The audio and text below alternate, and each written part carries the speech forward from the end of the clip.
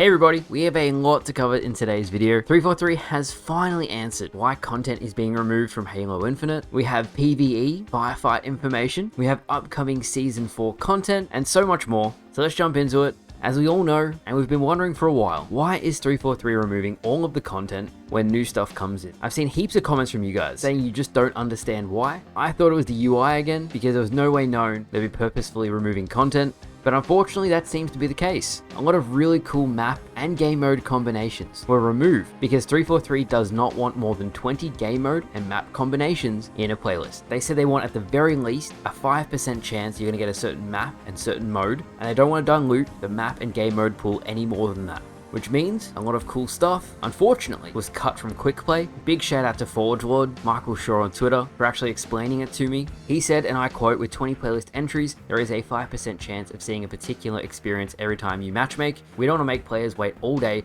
to get a specific experience, hence the limit. We are also honing our greatest hits for each playlist. This is map and mode combos that are staples in a playlist. Non-staple map and mode combos rotate in and out from week to week. As always, thanks for your feedback on what you consider our greatest hits and B-side. So some good and bad. If there was a Halo MCC style match composer, people could pick what they want to play and they could have as many maps and as many modes in any playlist, and it would give full autonomy on what the player wants to play. It's a much better system, and it really makes playlists like the way they're done on Halo Infinite seem outdated. You don't want to play something, you turn it off. You want to play something, you turn it on. Very simple, it works. I've always said Infinite should have it. I hope it comes sometime in the future. Second, for the time being, I'm really happy that maps that aren't there and game modes that aren't in certain playlists will be rotated in from time to time to keep the experience fresh. That's good, kind of like a middle ground. I also like they're taking our feedback on board on what maps and modes we do like and stuff we don't like. For example, launch site, I really am not a big fan of launch site. Everyone has their favorites. For me, I don't want to play that map.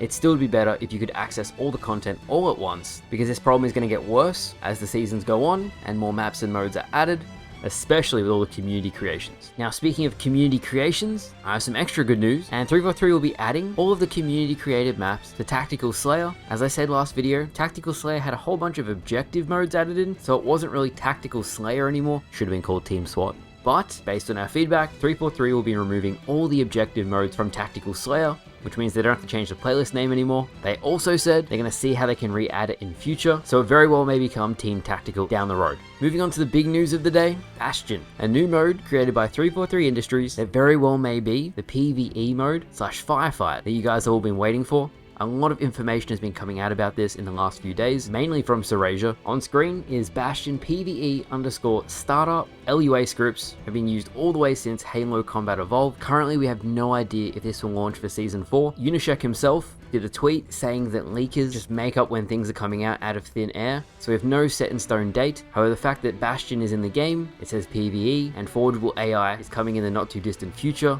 we could finally have something for the Halo PvE fans. So that's going to wrap up today's video, guys. We now know why the content was removed on Halo Infinite. I really would love to see a MCC style match composer, but at least 343 is listening to what game modes we want in the playlist, and they've recognized we're not happy that stuff is being taken away.